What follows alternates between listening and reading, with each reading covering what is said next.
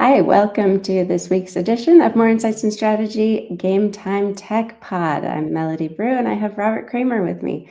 How you doing, Robert? I'm good. It's been an amazing week. We've been all over the place, and I'm excited to talk about it today. How are you doing?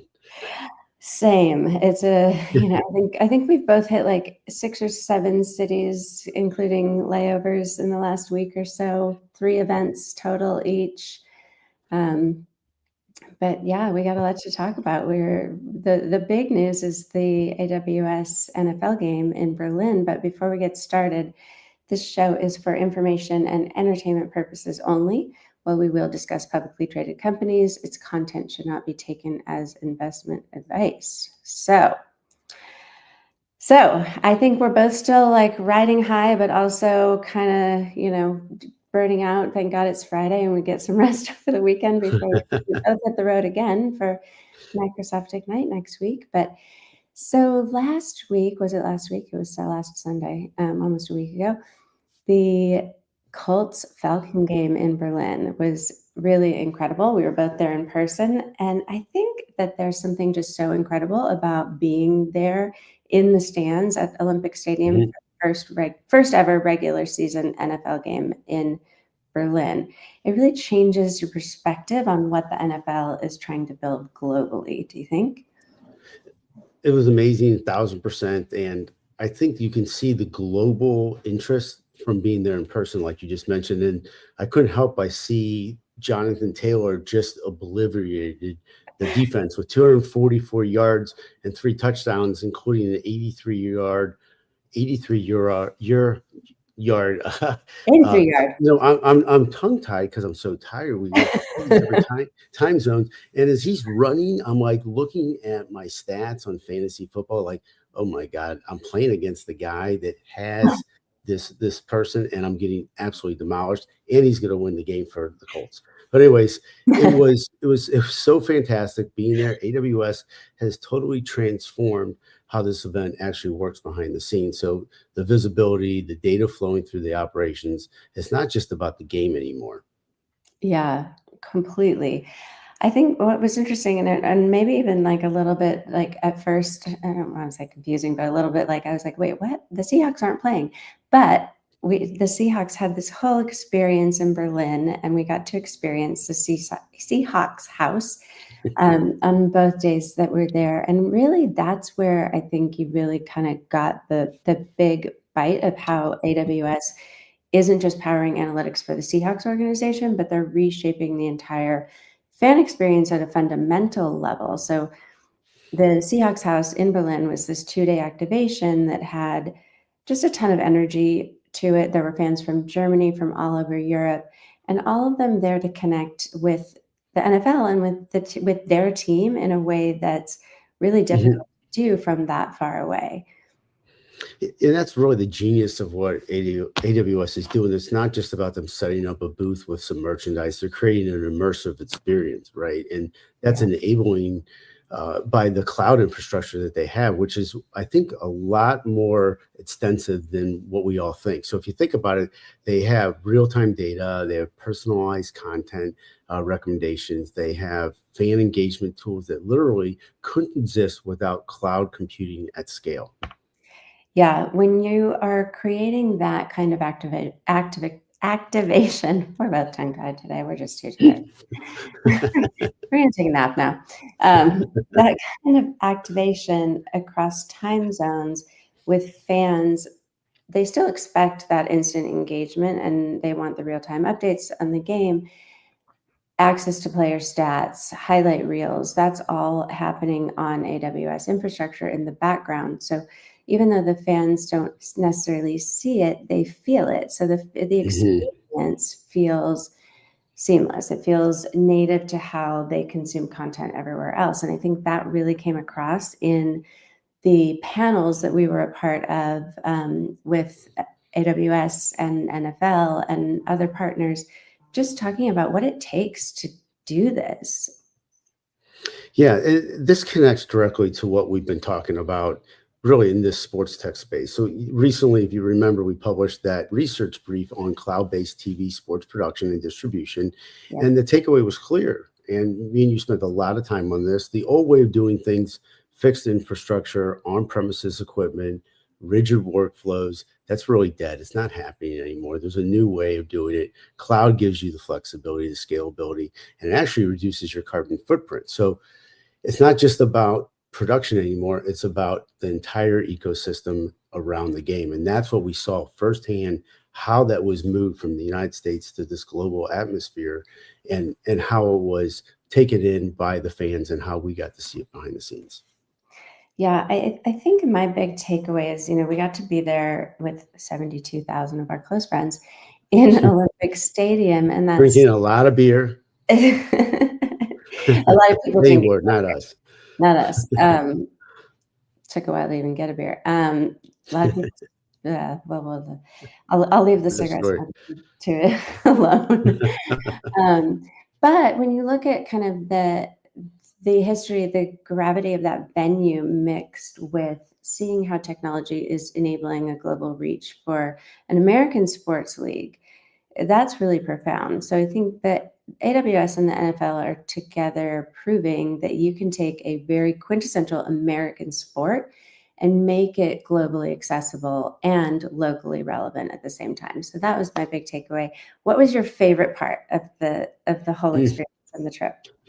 Well, that was a really great point that you made. But I thought it was really neat to see how lively the fans were. I felt like I was at a European soccer game. They were just cheering. It Yeah, was so exciting the way that they were into the sport, and they just did not stop. It was just constant chanting, and the game went into overtime, if everybody can believe that. So it was not it wouldn't end. So it was just really an intense game and really fun. And I also liked how they had the flags on the seats when we walked in, and then you kind of look back as we did, after you're on TV to see what it looked like, and it was really well thought out.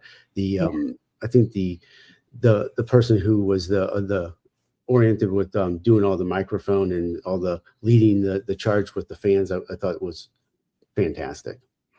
But yeah. That part was actually really cool just to see how very into it the people were, and also how many people who traveled from the US to the game. I mean, there were true. tons of fans on my flight home, and everybody seemed to just really enjoy it. And I think there's so much more to that partnership that, we would need a whole nother podcast just to talk about this, but I love what they're doing in player safety. We talked about Mhm. sustainability, we talked about fan engagement, but also how they're using this data to identify what are some areas of the world that are the fan base is growing, and what are some ways that they can continue to grow that fan base for the NFL. And we saw actually one of the big sponsors at the arena was Adobe. And we've talked a lot about Adobe and the partnership with the NFL and being able to really create content that speaks to that fan. So across the board, I think the NFL is doing such interesting things to engage a new fan base, whether it's with content creation, the data through AWS, of course, the player safety, and all of that is trickling down even into like flag football and into youth sports. So really cool stuff there. So I think we're going to see, even over time, an opportunity for teams to be in Europe to really spread this to be more of a global league. But what we talked about today could be the start of that initiative moving forward. But time will tell. And I think we can shift gears to, you were also in Seattle last week and got yes. a chance to see the Seattle Kraken. It's an NHL team, and you're at the Climate Pledge Arena. And I know there's a lot to say about the stadium there, the arena, not the stadium, and the partnership of Smartsheet. Tell us a little bit about it. Yes. So I was in Seattle before Berlin for the Smartsheet analyst event. And so we did go to the Kraken game. First of all, I haven't seen a hockey game in person probably since I was a kid. So just the action alone was really like kind of crazy and so fun to watch. But being there at the Climate Pledge Arena, that actually completely blew my mind. This is not just a sustainable building. It is a really great case study in how enterprise software enables operational excellence at scale. So I went with Smartsheet. Smartsheet has a partnership with them. But in walking through that arena, you just can like immediately see and feel the sustainability commitments, like from just walking in. So when you talk about that, I mean, sustainability can mean a number of different things, and I'm somewhat intrigued when you say that. So when you speak to that, like what specifically are you talking about, and how does this really help with the overall effort to the system that they're trying to get to? Yes. So the Climate Pledge Arena is the first arena in the world to achieve the International Living Future Institute Zero Carbon certification. Mm, So that's not just a lead certification, it's different. They've actually offset their entire operational and embodied carbon footprint. So they have like 1,300 solar panels. They're 100% powered by renewable energy. Even wow. their Zambonis, the things that clean the ice, and then they actually have Yep. people skating out and scooping up the ice. Their cooking equipment is electric. Everything is electric. So they're just 100%. The tour was actually mind blowing. Every little thing that I saw throughout the arena was not just sustainable, but actually like really cool too. That's pretty wild because, when you build an arena like that and you can put it in from the ground up, the sustainability is just, I guess, more genuinely architected into the operation and the decisions that they made to make it that way. So that's Yes. pretty significant.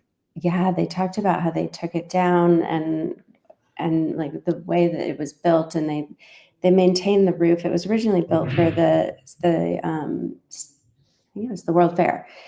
I don't know what year that was. I'd have to look that up. But what you talked about, that it's really like architected into every operational decision, and that's where Smartsheet comes in. So we weren't just there as like a boondoggle. There was actually a reason for us to be there.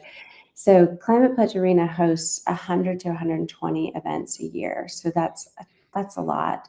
That Um, is a lot.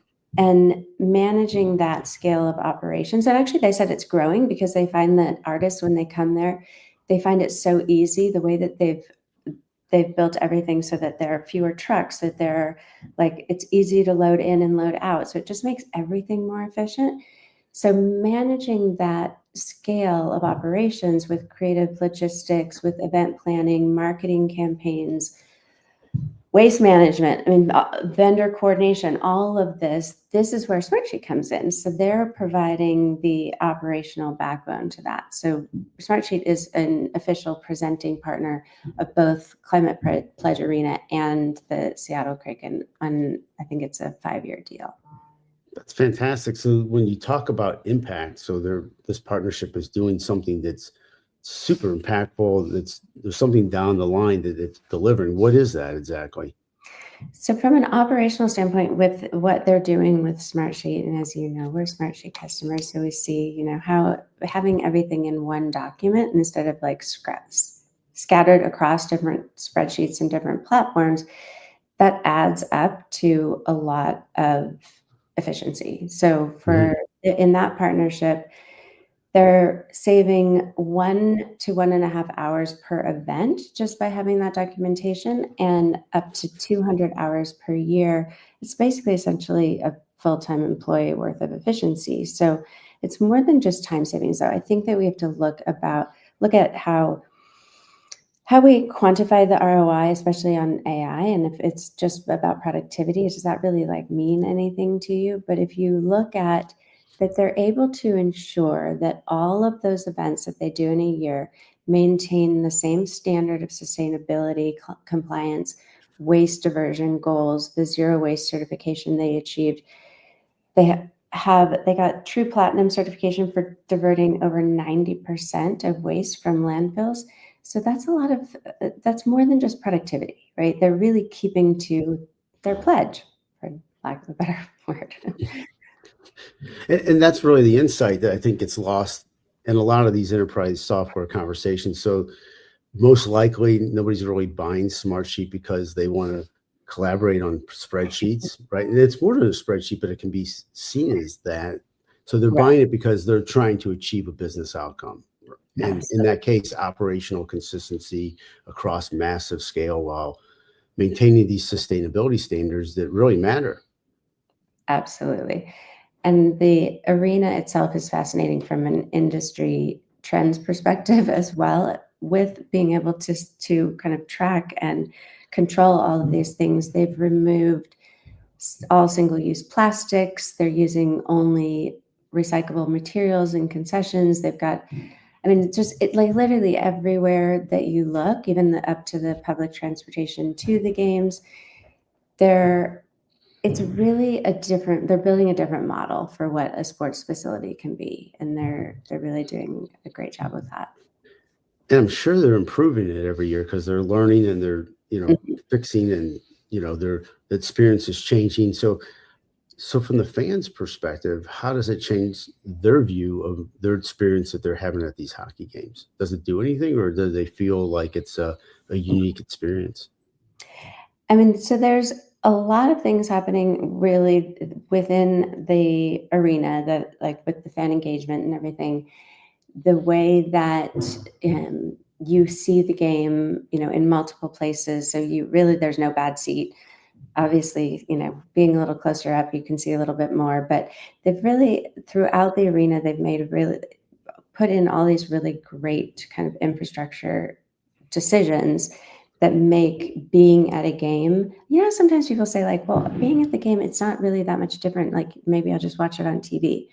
But the experience there actually is really great. And there's so much that goes on that makes it like, and I'm sure there are multiple other vendors involved in making that fan experience really memorable.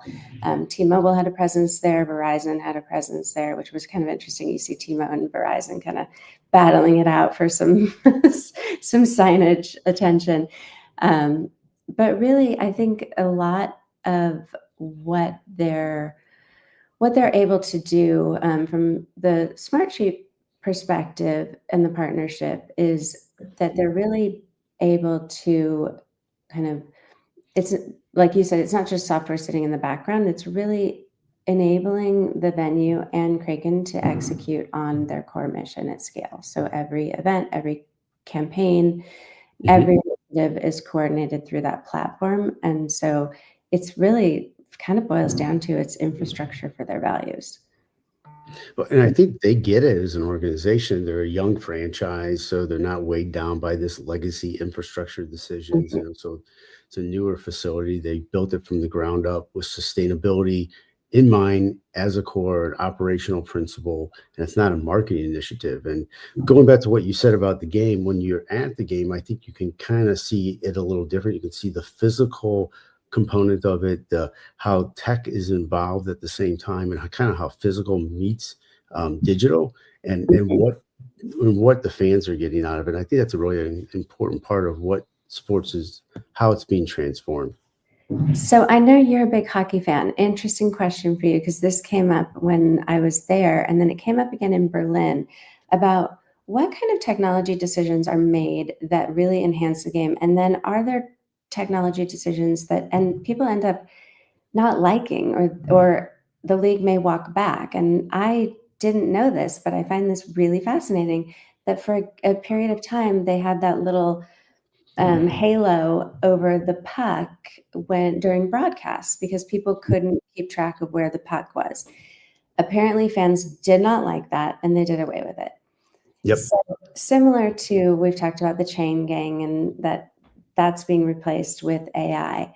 Do you think there's any chance that it will get the same type of backlash? And I know you actually asked one of the CIO of the NFL about that in Berlin. What are your thoughts on that? Because I could see that the puck being very distracting. I think the chain gang, it's more precise. It makes sense. But I think you're right. You kind of miss that like excitement, that moment of running out there, and there's a, I don't know. What do you think? Well, I think there has to be the nostalgia. There has to be, like you always say, you don't want the players to lose on a bad call, but it's still part of the game.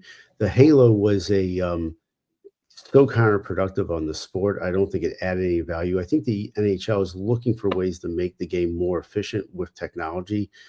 The way the players are are the rules of the game, the way that the two-line pass, or the way that the fans get the data, the way the coaches get the data. I think it's meant to make the game more efficient and better, but not take away from the nostalgia or how it's played. I think the Major League Baseball, there's a lot of comments I have about that. I think they're doing it almost a little bit more aggressive than the other sports. I think the NFL is doing it right by doing the right ones, specifically focusing on player health. The chain gang, I there's been some bad calls. That's why it's one of those things that it has been in effect. But we did like it when you stop the play, the guys run out there, and then they take the yard, and then the guys like, we got this much, and I think it's really part of the sport. And It is. you got to stop at some point where you can't go the whole way. There has to be the components where the sport has to still live the way that it's natural. And I think you're going to get to a point where we're going to see some problems with that. I had some conversations with some people at Salesforce, because they're involved in sports a lot, and they think that you have to stop at some point, because we're not going to have the true sports that we've always looked at, where you go back with your grandfather sitting in the stands at a baseball game keeping score. That's not even close to reality anymore. Right. What's your So, thought? hockey tracker or no? Yes or no? No. Sorry, No. that was a long-winded answer. Absolutely not. I think almost everybody I spoke to, they would agree with you that they didn't like the puck tracker. So, kind of makes you wonder, like, where did that idea come from? Was there some data that showed that people aren't able to track the puck and it's confusing for them? But, either way, it's great that these leagues are looking at what fans want and making adjustments. And if they're wrong, they're wrong. And, in this case, they walked it back. So, or they skated As it long back. as it doesn't hurt as long as it doesn't hurt the game that you're trying to play. But Yeah. so you've been to Berlin, you went some places, uh, Seattle, other places on top of that. Those are in your back pocket. Now you're heading to meet me in San Francisco for Microsoft. But then after that, you're going to go to Vegas for um, we have a Formula One, right? So tell us a little about that's a totally different energy. Talk us through what T-Mobile's doing there, and where 5G plays an effect to this. You're right. Such a different energy. It went going from hockey to American football to now Formula One. They're all fast though, and cold actually. Um, but yeah, so I'm super excited about this. So November 23rd in Las Vegas. This is the third year that T-Mobile is partnering with the Las Vegas Grand Prix. And the innovations this year are really taking everything that they've done in the past kind of next level. So 5G connected cameras, delivering broadcast views that we've never seen before, and then some really cool things for actual T-Mobile customers in their Magenta lounges and stuff. So I'm excited. That's fantastic. So when you talk about a little bit about the Grand Prix, and you talk a little bit about the 5G cameras, is that a buzzword or is that an actual innovation? It is actually. It's a very they've been doing it. I mean, they did it. I think we talked a while back about the PGA Championship, and I was there and saw how they deployed the cameras Mhm. there. But this is actually the first time at the Las Vegas Grand Prix that they're deploying a 360-degree camera powered by 5G. So they're doing this at turn 9. So that means real-time, low latency, broadcast grade quality, getting immersive 360-degree views of the track as the cars race past. So if you think about, Vegas, you're going in through buildings, and I don't know if you've seen the track there, but there's a lot of almost like a golf course, really. There's like a lot of ground to cover, and you can't necessarily see all of it from one place. So they also have drone footage with live aerial views of the whole circuit and the Las Vegas Strip. And so these will be live feeds happening through 5G network slicing that T-Mobile's deploying just for this event. What a cool city to show this Grand Prix, and Yeah. all the visuals of this network slicing and how it's being done. And so this is where it gets interesting from an infrastructure perspective. That's enterprise grade connectivity, but at a consumer experience point. So Yes. what else are they going to be doing? Everything. You think of it, you name it. You name it, they're doing it, I think. I mean, that'll be seen, but I get there Wednesday night. There's a couple of different events, to actually showcase the technology and then the I'm actual. jealous. I know, Good. it'll be fun, but some really interesting, conversations around really the technology and how it affects. So, right, what they're doing at the Las Vegas Grand Prix is point of sale transactions. They're doing ticketing, first responder communications through their T priority, and they're like we talked about, but network slicing. So basically, that's allocating dedicated, guaranteed network resources for specific operations, so that when you've got 200,000 people trying to get into an event, your payment system doesn't die, right? Your first Mhm. responders can communicate without latency. Photographers can upload content in real time. So I think the first responder thing, that's always something, maybe because my brother's a police officer, that's always something that like just has like it really like hits me like emotionally. I'm like, that's so important. It is So like for safety and everything. that's super critical. So in the broadcast world, we used to have hardwired connections for content delivery for all these major events. I mean, you'd see wires running everywhere. So now you had those fiber runs. So now you have T-Mobile saying we can do that wireless through the cloud in real time. That changes the economics, that changes the production, that changes the sport Yeah. completely.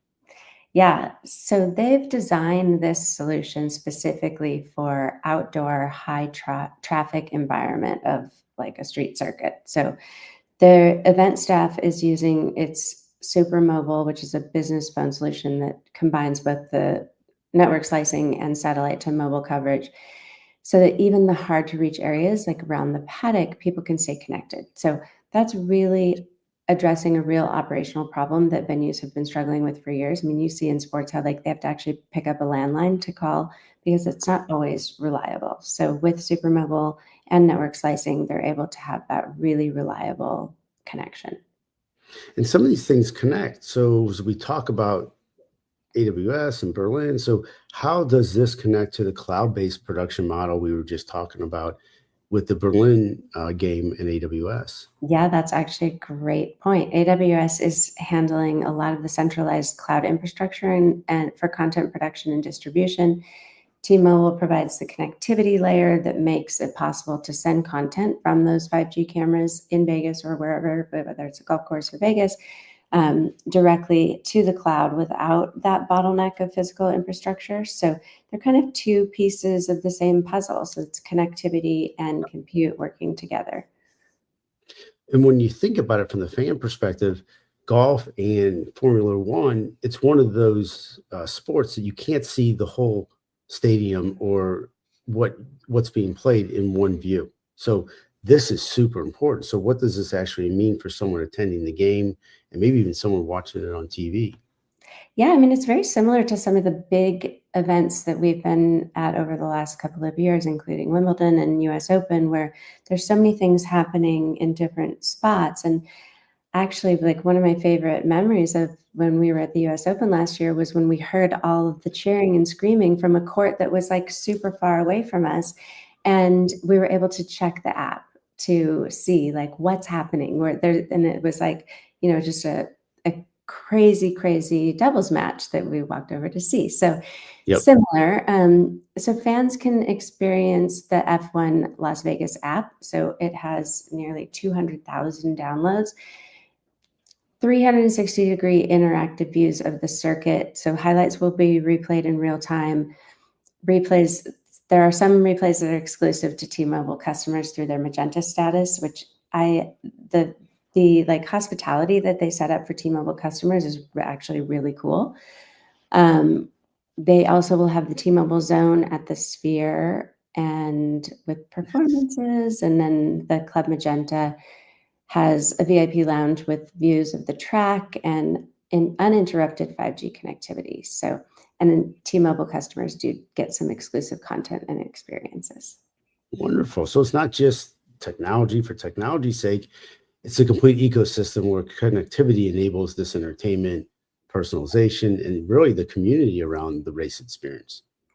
Yeah, and I think that's really what's so fascinating is we always say, like, enterprises now want consumer grade experiences. And so that's the really interesting thing from my perspective is that this is B2B enterprise technology with the network slicing and cloud infrastructure being deployed to create a consumer experience at scale. So you can draw a direct line between the advances T-Mobile is making in their 5G standalone network to the ability to execute something like this in Vegas. So I think that's the future of sports venues, especially ones hosting major global events and ones with massive broadcast requirements. So there's an industry trend here we should call out. Every major sporting event is becoming a connectivity test case. So like the Yes. Formula One, right? Las Yep. Vegas Grand Prix is testing real-time broadcast infrastructure. The Berlin Game with AWS testing their cloud production workflows, and the Kraken and the Climate Pledge Arena is testing software at scale. So there aren't just sports events anymore, they're innovation laboratories. You are 100% right. And the stakes just keep getting higher, right? Like if your infrastructure fails, you're not just disappointing fans, you're wasting broadcast partnerships, sponsor investments, the whole economic model. So the technology has to work perfectly. No pressure, right? Well, Yeah. we've had a good show here, and what are we doing next week besides Microsoft? You're going to go to Las Vegas, and then we have something called Thanksgiving after that, and we I was have like, a lot. "Wait, what? What?" We have I have Amazon, and we have a few other things. So there's a lot going on, a lot of sports. The one thing I like about sports technology is a great concept, or a way to show different concepts that could be used in different um, industries. Because sports is an industry, we shouldn't forget about how that is and how technology is a big part of sports now, and it's going to be a bigger part, and it's going to be used as great test cases for other industries, and it's exciting. Yep, you are absolutely right in that. I think that these are powerful stories that vendors can tell when they have these sort of test environments that where they can really execute on these really complex situations at scale.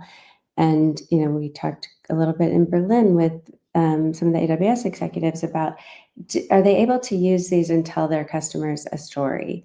And we heard examples of even in manufacturing and how it clicks, the light goes on. And Yeah, so yeah, it'll be interesting. We've got multiple more additional events throughout the rest of the year and going into next year. So we'll keep plugging at it, and I'm sure we'll learn a lot next week at Microsoft Ignite because they have a ton of sports partnerships as well. So absolutely. So Melanie Brew, Robert Kramer, like us on all the different platforms that we're on. We're on LinkedIn, we're on YouTube and X.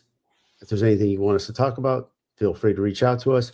Have a good rest of the evening and weekend. Happy holidays, and we'll talk to you all soon. Thank you. thanks.